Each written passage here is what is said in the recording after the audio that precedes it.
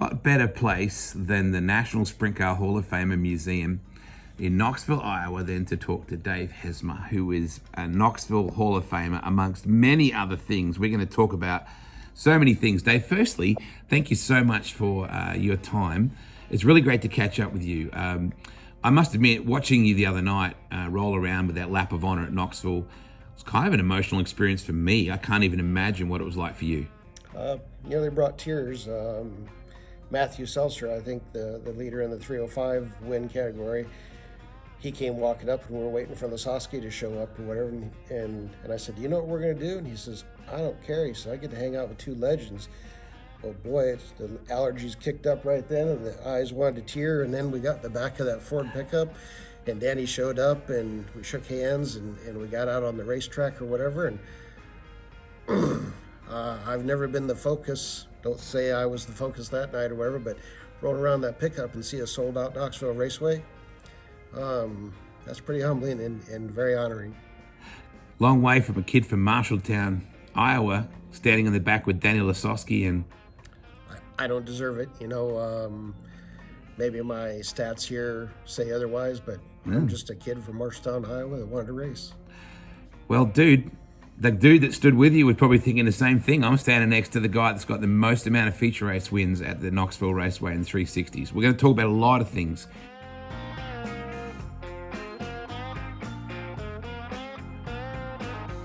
Why was racing on the radar for you? Where did it start? It started with great parents, Ken and Sarah Hesmer. My dad owned race cars back in the late 60s and early 70s. Had a sprint car with Kurt Hogue out of Ames, Iowa, Trossel chassis. I can't tell you about the engines because I don't know anything about them, but would come down here and get to see AJ Foyt race and people like that or whatever. And there was my dad's car, getting to roll around with some pretty awesome names out there or whatever. And my dad always said, he says, I wanted to drive, but he said I was a business person or whatever. He says, I knew I couldn't strap in there because he says that'd take over or whatever. So I would say that later on, he got to live through me because he was the guy pushing, to become a driver.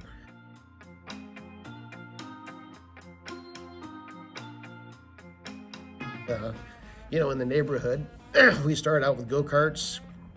Never raced go-karts competitively, but my folks live in a rather nice neighborhood or whatever. Their neighbors are all attorneys and doctors, and here we are out there on one side of their yard was a place called Circle Drive, so it had a circle on it. Well, my dad got a go-kart, and I'd go down there and I'd run around on Circle Drive. Well, pretty soon Dad was like, well, stopwatch thing's no fun, so we better get a second cart. And so Dad would be out there or whatever. Well, I was consistently beating my dad, and I don't think that made him real happy. But he kept telling me, he says, you got about a 60, 70-pound weight advantage. Well, that kicked in. All the neighbor kids wanted to get go-karts or whatever, and we'd end up out there on that Circle Drive with the neighbor kids and my dad and I, and through mini bikes and things like that. And just, I grew up around a guy with a salvage yard, so mechanical things were, and my dad's very mechanical. He was a mechanic when he was younger or whatever, so I just think it was in the blood.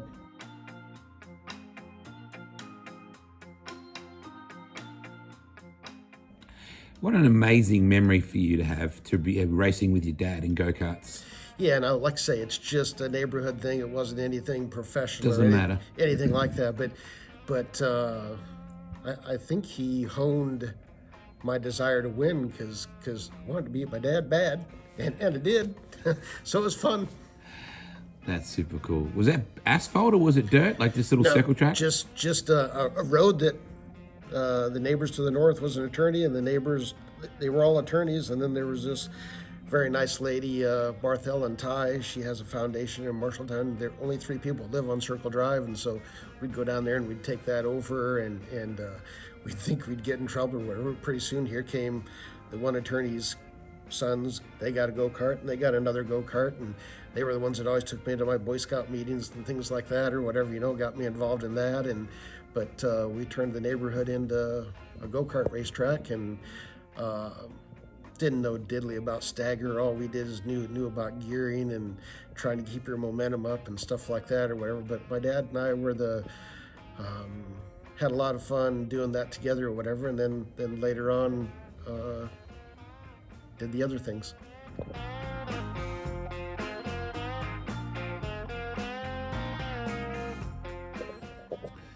Yeah, went on to do more things.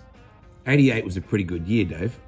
We had 5 feature wins. Somebody please check me on that. And we won the track championship. And so you get to come down to this huge place and you get to get recognized in front of your peers at the awards banquet.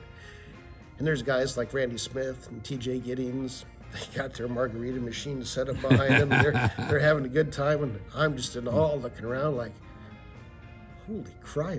Yeah. I'm in amongst all these people, and I don't even know all the owners that that I'm getting to see or whatever, and everybody's just having a beer and a sandwich or whatever, and then pretty soon, you're the last one standing up there for my division, the limited sprints I think they were called back then, and got crowned the champion, and now the hook was set, and now it's time to go on and do more things.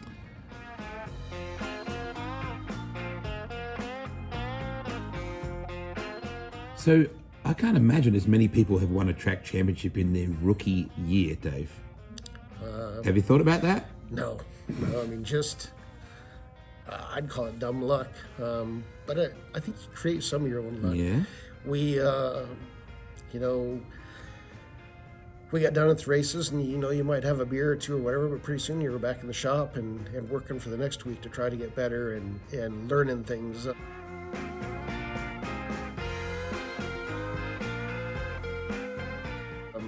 There was a very influential guy, Bob East, who helped Wow. a lot of people, and he took a liking to me. He was driving Mr. Annette's race car at the time, and one of our deals was we hoped to get to pit next to them if Knoxville would let them, and so Mr. Annette and Bob East, would maybe come over and say, try this, and sometimes I liked it, sometimes I didn't, but I learned what I didn't like, and I learned what, if I made this change to the car, this is what the car would do, and maybe got the attention to some people, and then the product people would start to see you, and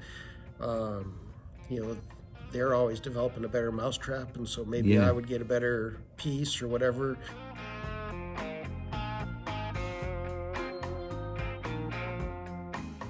I was never a driver that just showed up to drive. I did my own stuff.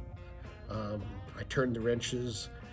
I was the one maybe barking the orders, but my team, they wanted the same thing too. So it was easy, and made some right decisions, made a lot of wrong decisions, but had a lot of fun rolling down that front stretch and get to stand out there with a checkered flag and Tim Trier, Mick Trier, Yeah. all the people that would come down and interview you or whatever, and then lo and behold, you won at Knoxville, and pretty soon you're in the Hawkeye Racing News, and you're in the National Speed Sport News, and that'll give you a warm, fuzzy feeling when you get to read your name.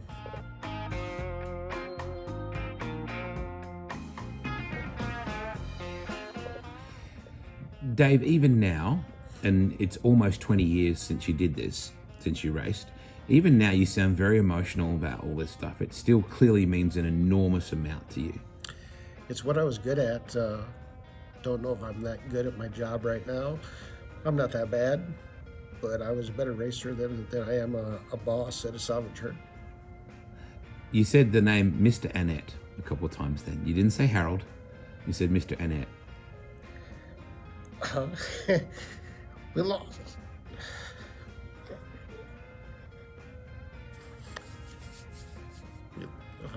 Means a lot to you. Gonna have to take a break. Yeah, of course, mate.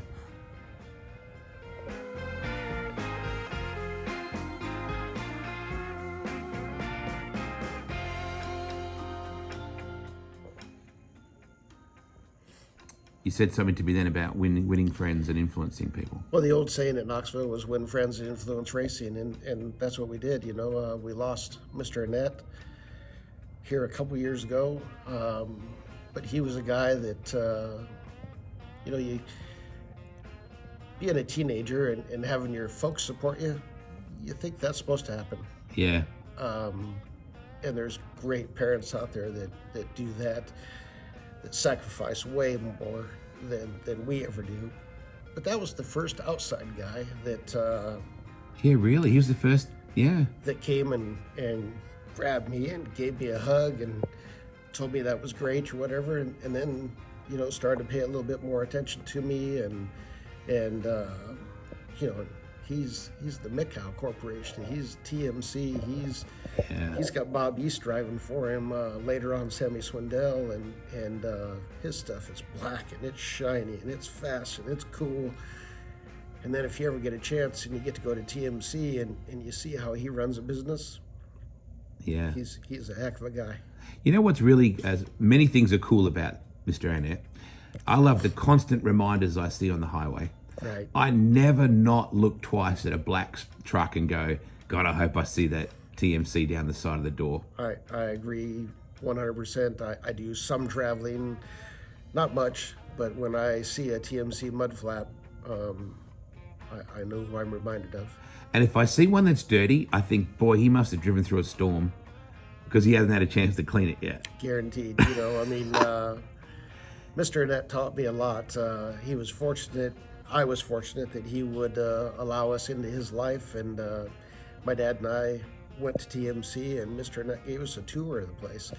The reason I bring this story up is his attention to detail is, it's Sammy Swindell-ish, it's Al Parker-ish. Yeah. There's people in those molds, but we're walking through the TMC offices, and the building isn't big enough, so they had to go to these, what do you call them, cubicles or whatever, and they had these dividers. And anyway, the molding at the bottom of the divider and meets the carpet, it was out of place. Harold Annette kneels down and gets that back in place or whatever, and gets back up and he says, okay, what was I talking about or whatever? He doesn't get on a phone and do a memo or something. He gets down there and does it or whatever. And took us over to the truck shop, and I just think this is a significant story or whatever. The truck shop is cleaner than my dining room table. Where everybody has an overhead door come down and an overhead door come down, in between those two doors, there's cobwebs, there's whatever. If you go to my house, that's the way it is. Yeah. Not at TMC. You could drop your grilled cheese sandwich down there and pick it back up and eat it because there won't be any dirt on it or whatever, and that's the way that his trucks, that's the way. One night at Knoxville, he came pulling up in the Suburban and he parked there or whatever, and when he went to get out, he left his driving shoes in there or whatever, and he put on whatever shoes he's going to walk through the infield with, and I was just like, damn, that guy's organized,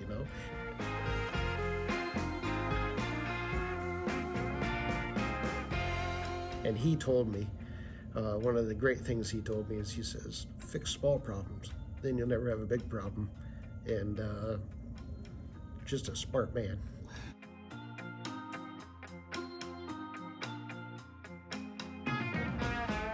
We always heard it stood for too much chrome.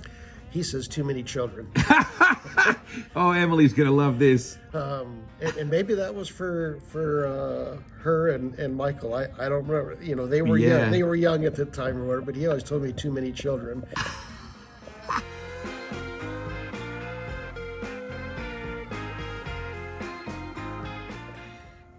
It would seem then that Sammy Swindell and Mr. Annette had a lot in common. They had a very similar mindset then. That was a marriage that was probably going to always be a good one. I think so. Two great men, and two great men together are better than one great man. And they both wanted to win. Whatever it took, that's what we're going to do. And fortunate that I got to tag along, and I got to learn from one of the best teams ever. There's Carl Kinzer and there's Steve Kinzer. Doug Wolfgang's in there, but I don't know those guys. I know Sammy Swindell, and I know the little things that he's taught me, and just two peas in a pod, if there's ever were, Harold Annette and Sammy Swindell, and I think the record book probably speaks for itself there.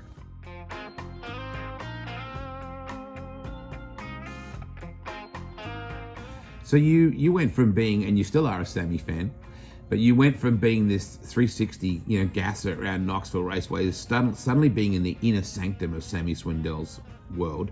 And now you guys, after a long time, are lifelong friends. And that's not unfair to say that. Is it something that you go, he's just a guy, right? But that's not right, is it? Not in our world, Dave, right? He and I and my girlfriend Lee and his girlfriend Tammy, we went out to dinner after the 360 Nationals in Pella when he was still, I can't remember. It all runs together. But I'm still in awe that I'm sitting at a dinner table and Sammy Swindell's across the way. And we've been around each other long enough that he opens up to me and he says some things or whatever. And if fans could get to know Sammy Swindell, he's humorous. He is so smart. He'll say something and I'll be like, what was that? Yeah. And maybe an hour later or whatever, when I'm driving home, I'll laugh and I'll go, that guy got me, But just he is quick-witted.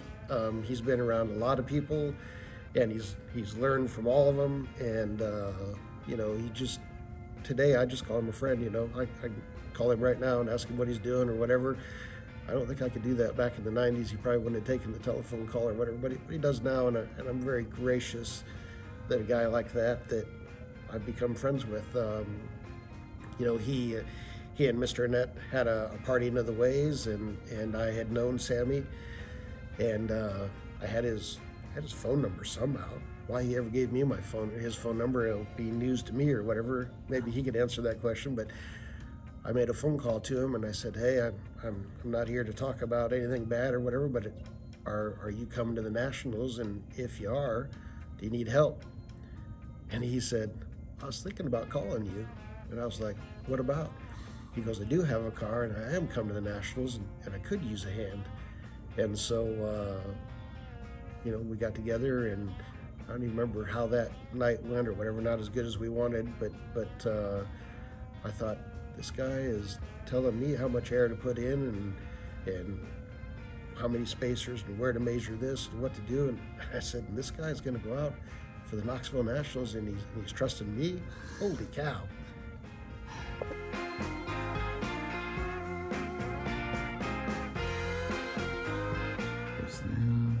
You also mentioned Al Parker. What a great character. Another guy that's very insular. Like Al Parker dances on the inside, right? He doesn't say a lot outwardly, but what a genius with making horsepower. He's another guy that, just what a friend. Invested in me, gave me his time. Just an honorable, great friend to have.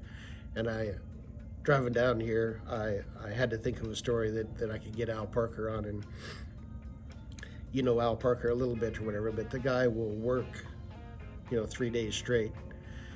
And so this story goes something like this. I don't remember exactly, but Al will know exactly where I'm going with this story. We're working out of his shop.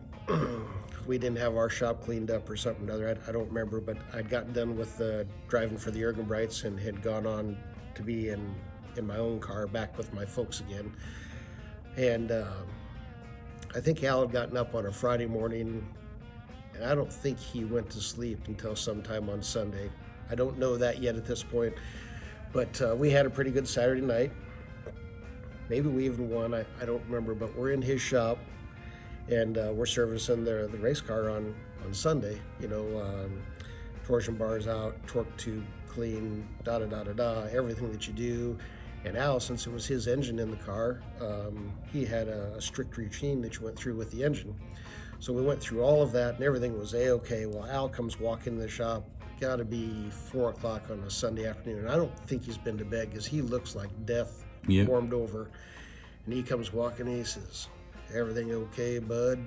I'm like, I think so. I'm just cutting the oil filter open right now, but the screens on the oil pan looked A-okay, and we got the nozzles clean, and Jim set the valves, and I think everything's okay. And so Al walks over and he sits in this easy chair and he leans himself back, and I think think he's going to sleep for the first time since Friday morning. I'm not positive on that, but Al could tell you if he would ever speak to us after this. And we'd been having trouble with the radiator shield. The racetrack, I don't remember if this is the year that they put dirt on the racetrack, and it just didn't adhere. They didn't have sheep's foot in it good. I don't know. You'd have to ask the Duncans. But it kept wrecking our radiator shield.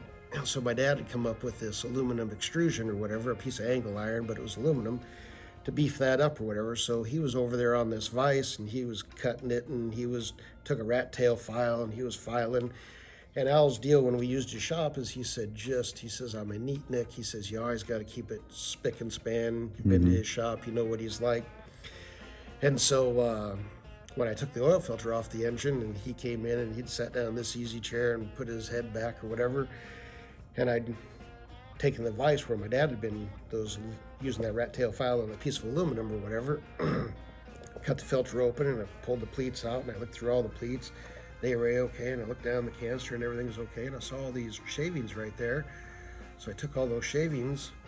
Well, I didn't take all of them, but I brushed some of those shavings into that canister, and I said, "Oh shit, Al!" Aww. And Al kind of sits up in the chair and he says, "What?"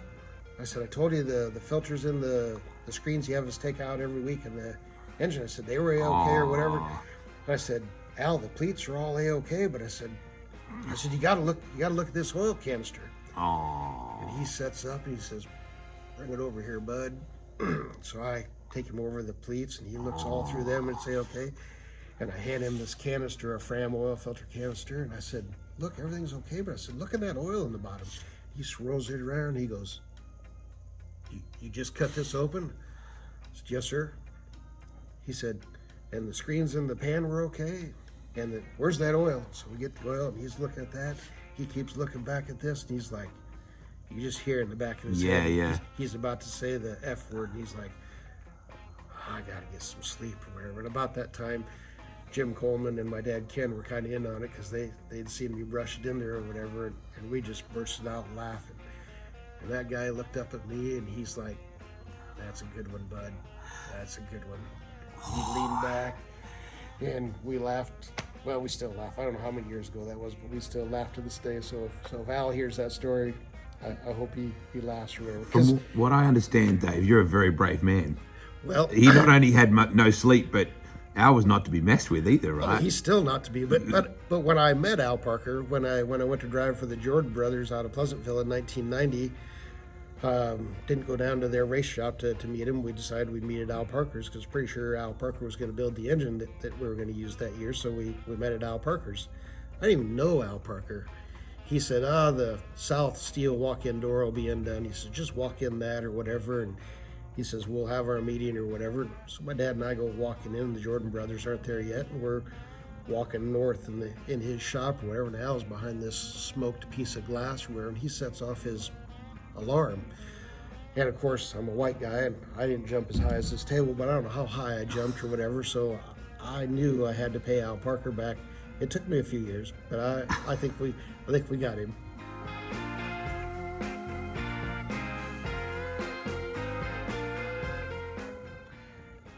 So you had a career that started in 88.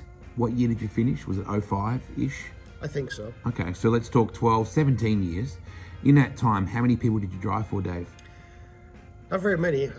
Which is good. My folks owned my race car, Ken and Sarah Hesmer, with heavy influence from Harold Annette. He sponsored me from 91, 2, and 3. And there's a story in there I need to tell you when we can get to it or whatever. And then Archie and Mary Janet Ergenbright out of Newton. Awesome family. Really taught me about family. I'm an only child. Went to a family that had multiple children. They would fight amongst themselves, but when something happened in the family, I learned what family was really about. They rallied around. They taught me a lot about family. Ed Ergenbright was my teammate for years. I was a better racer than Ed, but Ed was a better husband, a better brother. I couldn't be a brother, but a good family person, a coach, helped kids. I maybe beat him on the racetrack, but Ed Ergenbright, he beat me every place else. What a beautiful way to put it. That's very cool. So team owners, did you say Archie and Mary Jane? Archie and Mary Jane are right out of Newton. What a great name, Archie and Mary Jane. Could you be much more American than that? Archie called me, I think it was 96. Would have been fall in 95, I think. I had retired in 93. I had my bad accident and turned 3 at Knoxville driving the TMC car. Tore the lights down. It was a good effort. It was. I did what I could to end my racing career or whatever, but I really didn't get hurt. But there were some other things going on in my life. We needed to move our Action Auto Parts business from a dead-end road up to a 4-lane highway, and my wife was talking to me about starting a family. And as I got out of the race car and fell down, well, I didn't fall down because Michaela Cox, I believe, grabbed me. It did let me fall down, and I knew I needed to go down because I was going to go down. But I looked around and I couldn't see, and everything was blurry, and I just remember, that looks pretty shiny. That looks pretty shiny. That's got to be the fuel, and I don't think I want to sit there. And about that time that I went to take a step, Michaela Cox stuck her arms underneath my armpits, and she just held me up. Wow. And she said, "David, you're going to be okay. Anything hurt?" I think everything hurts. But, I was conscious, and anyway, they took me off. By the time we got off the grounds, I figured I was okay. But they took me to the hospital and checked me out. And later on, Harold Annette called me. He was away with Sammy racing that weekend. And I think his wife, Debbie, had recorded the accident, maybe from their suite. I'm not positive, but I know Harold called me on Monday. And he said, David, he says, that's a bad one. I said, yeah. He says, are you okay? Do you need anything? And I said, no. I said, I think I'm okay. And someplace in there, he said, what do you need? I said, what do you mean, what do I need? And he said, what do we got to get ready? He said, what kind of help can I get? And I said, Harold, I think I'm done. And he said, David, don't quit because of money. He said, I got money. He says, you got talent. He said, are you sure you want to end it? And that's maybe the one thing in my career that I'm not sure of. I had said, no, I think I'm ready to quit because my wife wants to start a family, and when I'm working on the race car, I'm not about that. So I don't know where that was going to go, but things happen for a certain reason, and I think right in there, Harold and Sammy, they got off of the World of Outlaw circuit and they started the Busch deal or whatever, and I got to help up at the Milwaukee Mile with that deal, and things happen for a certain reason. So then later on, I'm off for like a year and a half. I think I'm saying that right, maybe longer than that. But Archie Ergenbright calls me, and he had a fairly bad accident in turns 1 and 2 or something, and he messed up his eye, and he said, I think it's going to come back. And he says, I got this race car, and he says, I got this new race car, and he said, I'm going to get a Gertie Engine, and he says, would you come run it for maybe a half a season or whatever, and until I get better? And I said, well, let me check with my mom and dad. Let me check with my wife. My daughter Alex was born in 1994, and this is 1996, I think. So maybe it was 2.5 years in there, 3.5. And my wife didn't say no, and my mom didn't say no, and my dad said, hell yes. And so we drove to Newton and met with Archie and Mary Janet Ergenbright and my good friend Jim Coleman, my right-hand crew chief, all the way from my mini sprint years, all the way till now. He's my right-hand guy, and anyway, we met with the Ergenbrights, and that's driving for a half a season, I think, turned into 5 years, and 3 track championships and a 1997 Nationals victory, and I don't know what all, but awesome family. Just can't say enough good about the Ergenbrights.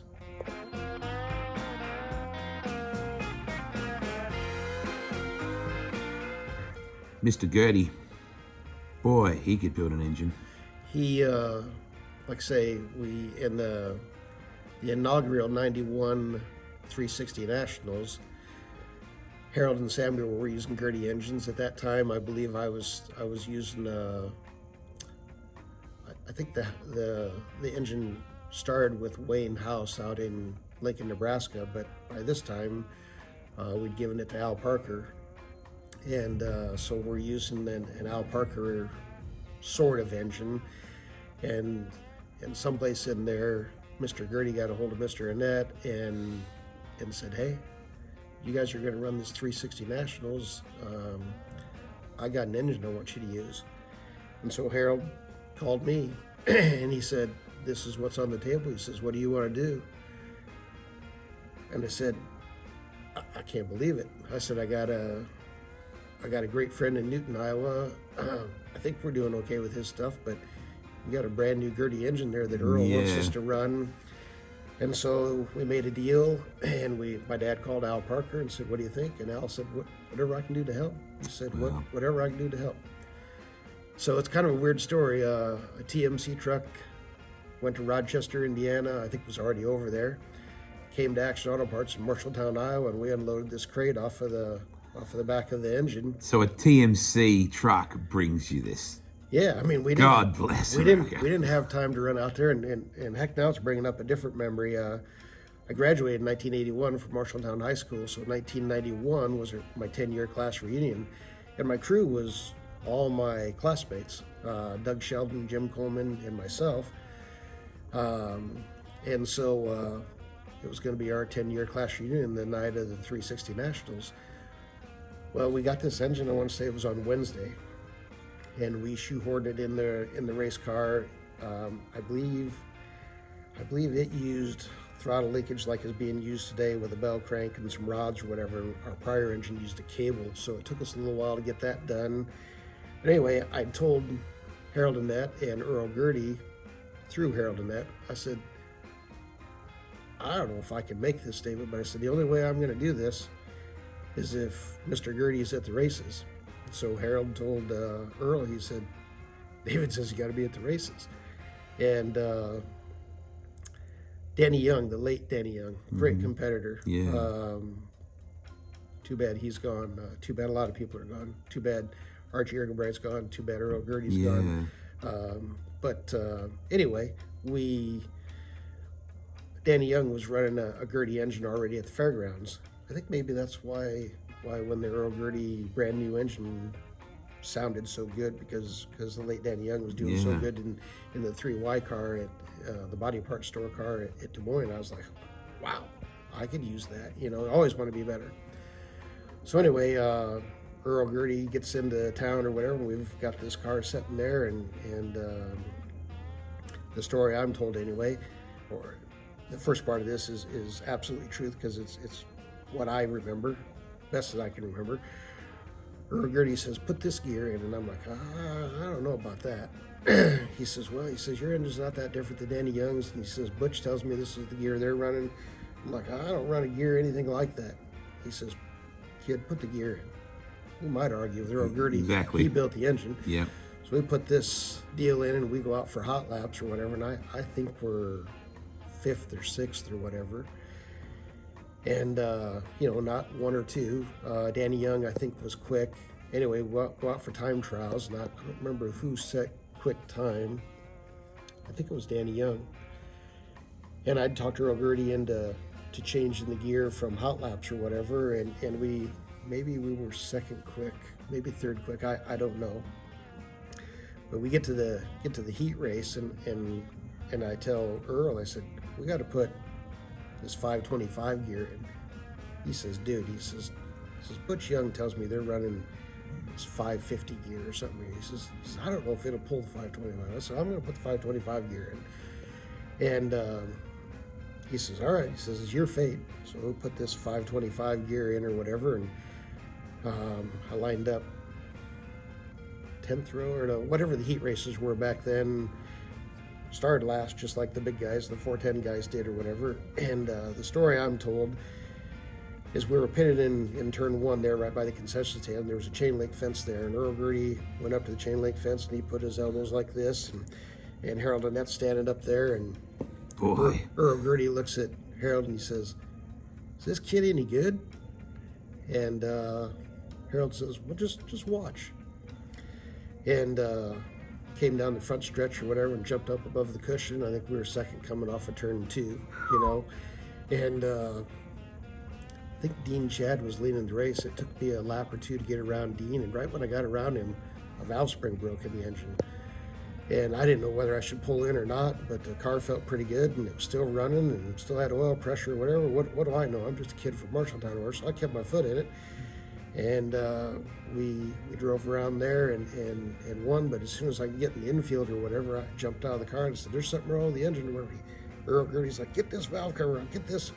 I don't know what he'd done. He'd gone and felt the headers or something. Anyway, he knew right what to change right away, and he got the valve spring changed, and anyway, we went on to win the 91 360 Nationals. I do think the late Danny Young was going to win that race or whatever, but he broke, and we got into second, and then Fran Bruns, running an Al Parker engine, was leading or whatever, but I think we got around him in turn 3 on a restart or something or other, and then Bob Trossel's grandson, who's also not with us, he started to close on me the later few laps or whatever, but I was only running hard enough to try to win the race, and anyway, we ended up winning the 91 360 Nationals, and to this day, I think the only Nationals that the Annette family has won at the Knoxville Sprintcar capital of the world or whatever, so pretty proud of that.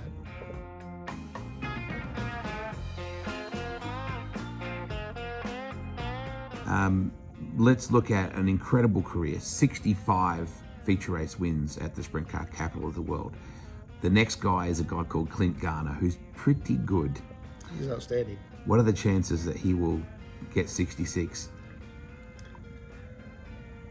You know, records are set to be broken. If he breaks it, I want to be the first guy to shake his hand. But there's part of me that says, yeah, don't do that, you know. He took my pit spot. He's got my engine builder. If he takes that record, I want to pat him on the back, but I hope he doesn't take that record.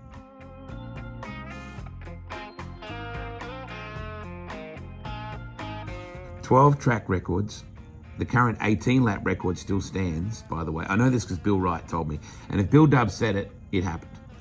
The 2 Nationals wins, 91 and 97, 4th on the all-time laps led, 4th-time Knoxville champion, and of course in 06. Something happened in this building that was pretty cool. I was at Action Auto Parts, normal day at work or whatever, and somebody told me, "David, you're wanted on the telephone." And I kept doing whatever it is I was doing, and went to pick up the phone. It's Ralph Capitani. Ralph and I had quite a few, should call him Ralph, Mr. Capitani. Had quite a few conversations, not all of them pleasant, but Passionate. he knew he had a show to put on, and I'm trying to worm my way through the rules book, and I didn't like the way some of them were written, and then I let him know, and I said, "This is what I'm going to do," and he said, you can't, it's in the rules. And anyway, he finally said, "All right, the rules are written that way, you can do that." I said, "Okay." So we didn't always have we had a good give and take relationship or whatever, but I thought he always stood in the way of 66 or 67 wins or whatever, you know. Mm-hmm. But he had other things on his plate that he had to take care of Knoxville Raceway, not David Hesmer, and I get that. I get that today. At the time when you're competing, yeah. I did. But here's a day at work. I'm retired from racing, and I get a call from Mr. Capitani, and he says, "You got in on the first ballot or something." I said, "Ballot of what?" He said, "You're in the Knoxville Hall of Fame, kid." Wow. I hung the phone up and I went, "Mr. Capitani, you really just called me? What? I didn't even know there was a Knoxville Raceway Hall of Fame. What do I know? I knew the National Sprint Car Hall of Fame is here, and I don't believe I belong in that. But I was a good-sized fish at Knoxville, and honored to be in there. Got inducted, I believe, the same night as one of my car owners, Archie Ergenbright, and that was a special. huge thing to go in, to get inducted with him. But you know, when you're in the Hall of Fame, you think you're kind of old, and I think I said something, I don't remember to who the other day, after the lap of honor or whatever. I said, makes me feel kind of old, and they said, you are. And so, you know, time doesn't stand still. What an honor. Just amazing to be in the back of the pickup with Danny Lasowski and Matthew Seltzer, and to see a sold out Knoxville Raceway. You know, as I'm older, I look back and, you know, when I came here in the 60s with my dad, wasn't the place it is today. What these people have done down here to make this the sprint car capital of the world is second to none. That what I've been seeing, you know, just would get out and travel a little bit. Nothing rates to Knoxville that I've been to, and outstanding work that the people down here do.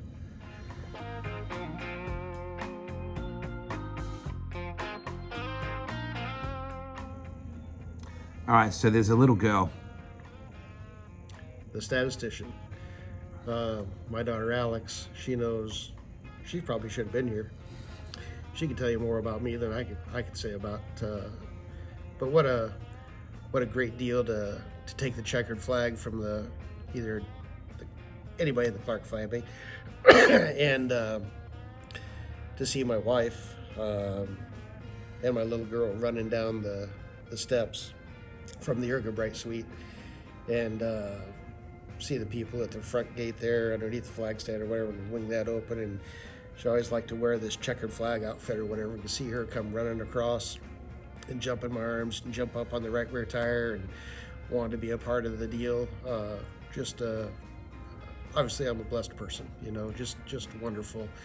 You know, just, I don't know what to say, just lucky. The birth of a child, that beats anything that I've done on the racetrack or whatever. So just wonderful. She's a pretty remarkable person by the sound of it, mate.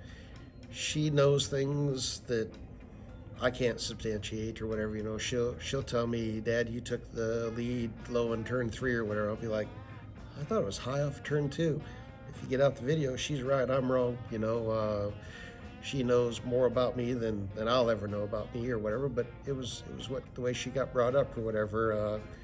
Cool thing about my daughter Alex is she and my mom and my ex-wife would ride down later, didn't always come in the toter home, didn't want to come as early, and they were going up in the suite anyway, and that made sense.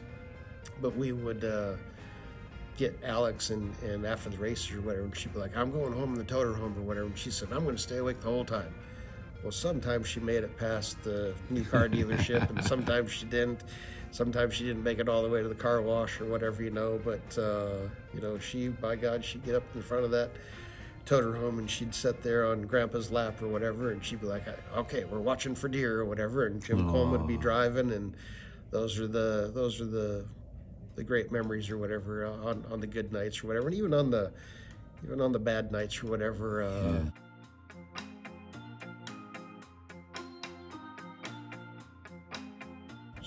Somebody I want to mention, Jimmy Thompson. What a remarkable fan, and I was lucky enough to get his attention or whatever, and he came up to me one night when I was having a bad night or whatever, and I think we'd drawn bad at the window, and I think we came out of the B, and I think we got up to third. And a lot of people would be happy with that. That just wasn't the way I was wired or whatever, you know. So I was pretty down on myself or whatever, and Jimmy Thompson comes up in his wheelchair with his family or whatever, and he's just so excited. He got to see his driver going forward all night long or whatever in that A main or whatever, and when he went wheeling away or whatever, I was a different person, you know. I just thought, perspective. Exactly, you know, my perspective was I did something wrong. No, did something right. I made a young man, you know, put a smile on his face or whatever, and that's outstanding.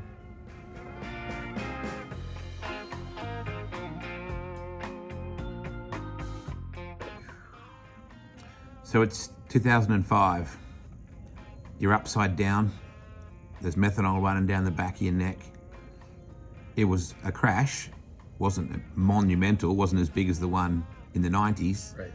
but it was a very pivotal point that this was all about to end. Yeah, easy thing to say is when you're not having fun, it's time to walk away or whatever, and wasn't having fun. Wasn't anything about the racing or anything like that. It was other things going on in my life, and one of the things was my mother was having a health scare, and my good friend Jim Coleman had found a wonderful woman, and they were going to start a family together. And so his time at the shop was limited, and so it ended up being my dad and I in the shop. And we didn't know with my mom, she ended up having a liver transplant, and we didn't know if she was going to make it or not make it or whatever. And she's on the liver transplant list, and I don't remember all of this, but you don't always get an organ, you know. And then the donor came, and anyway, Mom's doing fine today.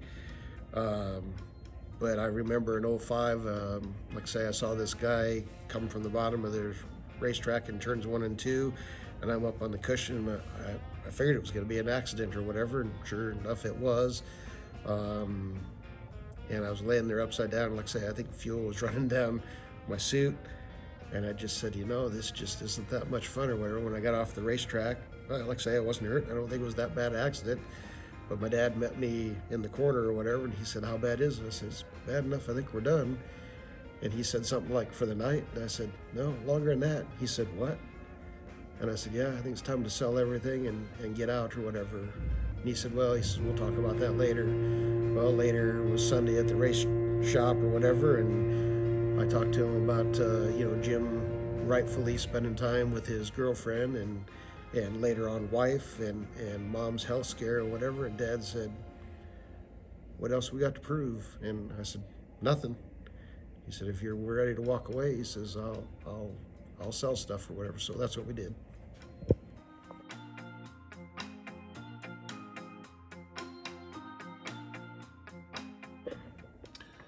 Complete this sentence, Dave Hesmer. I love sprint car racing because... the winners are wearing smiles, and sometimes I got to wear a smile.